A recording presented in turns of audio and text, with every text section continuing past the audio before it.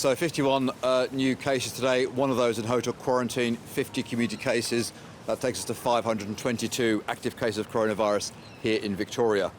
34 people in hospital, 9 of whom are in intensive care, and 7 of those are on a ventilator. And of course, we send our very best wishes to everybody who's recovering from coronavirus here in Victoria.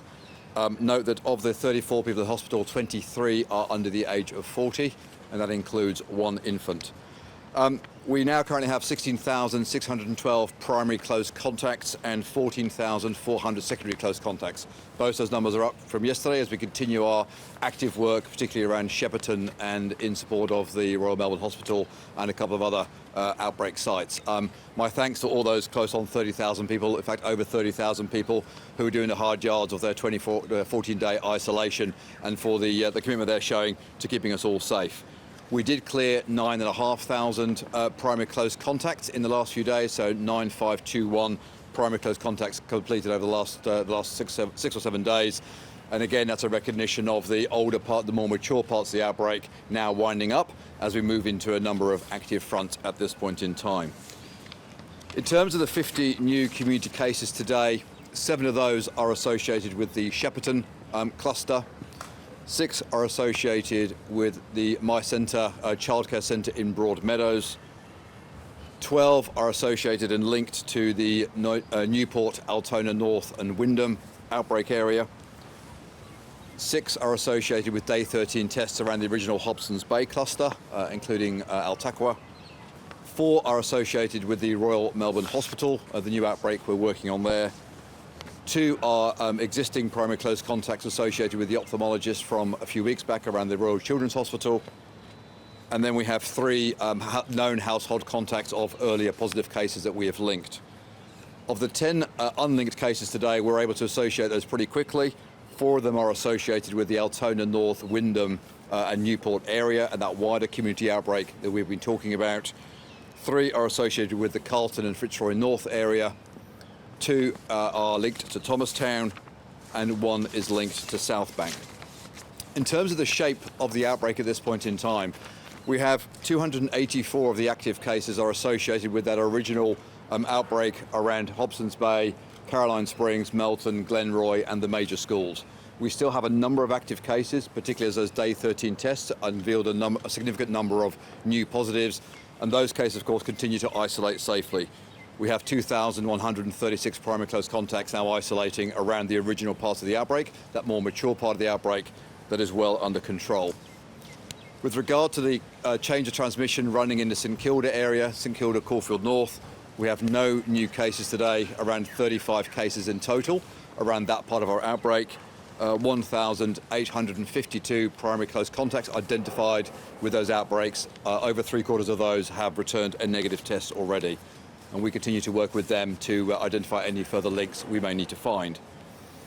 We have a cluster in the CBD and Brunswick area, the inner north area, that has 25 cases within it, 2 new today, 378 primary close contacts identified. It's a quite specific set of known cases. 71% of those have returned a negative test so far, and we continue to work with them to do the remainder on that. Then we really have the 2 active fronts that we're now most focused on. The Shepparton cluster is now connected to the Royal Melbourne Hospital cluster. One of the index case for the Royal Melbourne Hospital is a patient who came from the Shepparton area who's linked with the active households that we're working with in that area. I can also confirm that genomics has confirmed that Shepparton is connected to the Glenroy cluster. So we have a very clear genomic match, and my thanks to the outstanding work of our various specialist lab technicians in identifying that genomics work and that ongoing genomics we do around all of the cases here in Victoria. So that genomic link gives us a very good lead in terms of now finding that actual connection between the Glenroy cluster and the Shepparton cluster. We have a number of lines of inquiry, and we'll of course keep you updated as that work comes through, but does at least remove a number of other options. In terms of Shepparton, there are now a total of 44 active cases associated with the Shepparton cluster. We now have, that's an increase of 7 on yesterday. We have 3,840 primary close contacts, many of those associated with the schools that we've been talking about. Almost half of those have returned a negative test. And can I just again thank the entire Shepparton community. We have a very firm grip on the Shepparton outbreak at this time. It's fantastic work by the school communities and the wider local leadership. Almost 3,500 tests completed yesterday in Shepperton, and that work, of course, continues over the coming days. With regard to the Royal Melbourne Hospital, we have a total of 14 cases associated with the RMH. Obviously, a very tight set of actions in place within the RMH community. 450 staff are furloughing at this time. We're getting a very high number of tests, of course, coming through those staff. And my thanks to the entire team at the RMH and our other associated health services for their response on this most important outbreak.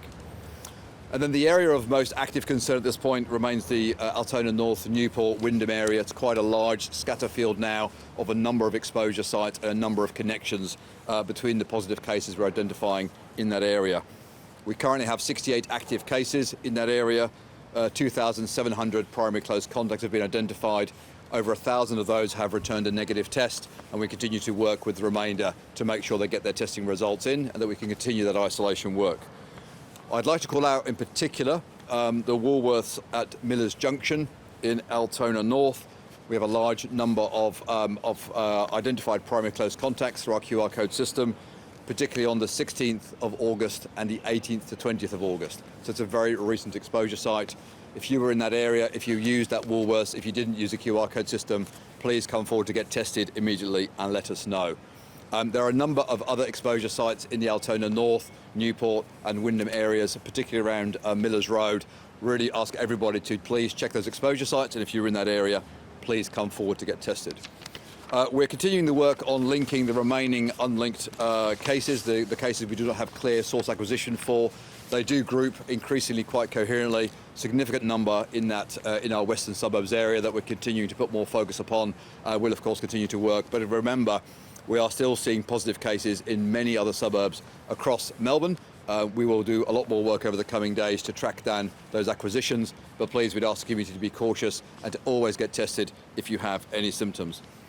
And then finally, with regard to vaccinations, over 394,000 vaccinations delivered last week, combining over 200,000 from our GPs.